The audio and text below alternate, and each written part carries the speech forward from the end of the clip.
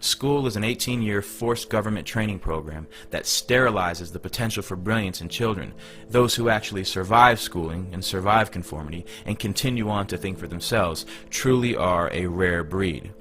All children start out as curious, highly experimental minds, and then one day they're sent to school.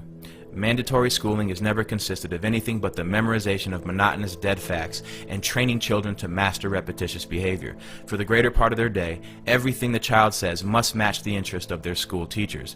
Their behavior must coincide with a set policy and a set regulation. They cannot use the bathrooms without permission. If they wish to speak, they must raise their hands. And after every hour or so, a bell rings and everyone must move to it.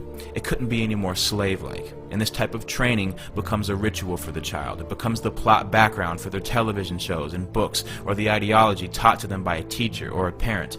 An entire monoculture is being developed here, stripping children of their power to cause trouble for the state at an early age, training them to be good servants of the politically correct.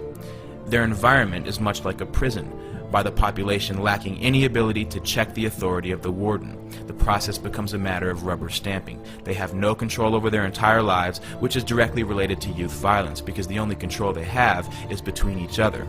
Mandatory schooling produces children who are either terrified of the tyranny of others or have been raised to perpetually exploit the conditions of others. It's just like the prison system. Forced cohabitation. The child's presence in certain buildings and their engagement in state-regulated behavior is under penalty of imprisonment. An entire army of truancy officers have been hired to make sure that no child is on the other side of the bars. At the end of 18 years of coercive state authority, the child is released into the world. It's like the end of an 18-year prison sentence. Now that you're trained to do as you're told, now you can be free. And the produce of these schools, or this state-controlled manufacturing operation, is a society willing to submit, to obey, and to listen. Forced behavior, which technically amounts to a type of slavery, will only inculcate a mindset of fear and terror. You need to be somewhere at a set time, either at the orders of an authority or a bell. Everyone in one mass shifts to another position or another place to engage in a new activity. They're trained to not only follow instruction, but they're also trained to follow a certain behavior. Rules, regulations, and laws are set for the children.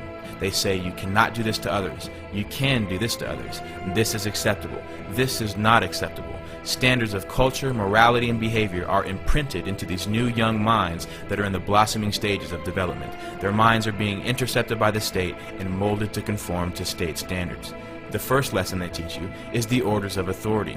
The second lesson is to work with each other to achieve the desired ends of those in control.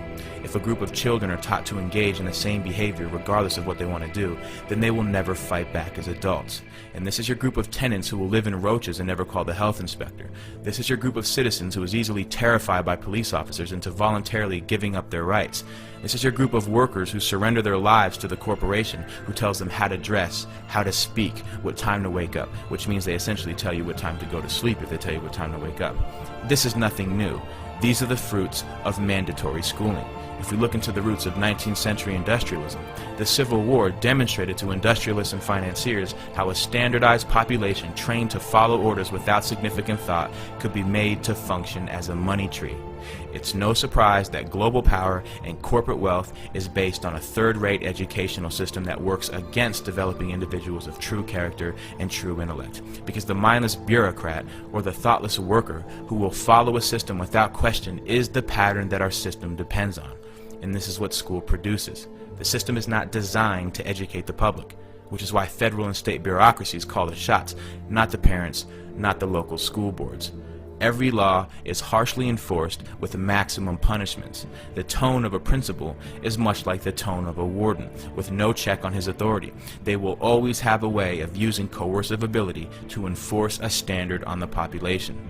Strict punishment awaits any kid who disobeys this ruling force, and there is no doubt that an active student body reflects positively on school administrators. It's like factory floor men. They're fulfilling their quotas to the inspecting superintendent of the local school district. This is the reality of government training. The state doesn't care if children are homeless or on the streets or suffering from malnutrition and hunger, but the second the child fails to appear in school at the scheduled time, like a court date, the police are alerted. Until we abolish mandatory schooling, your child will be brought up as a slave so that he can accept becoming a slave later in life in adulthood.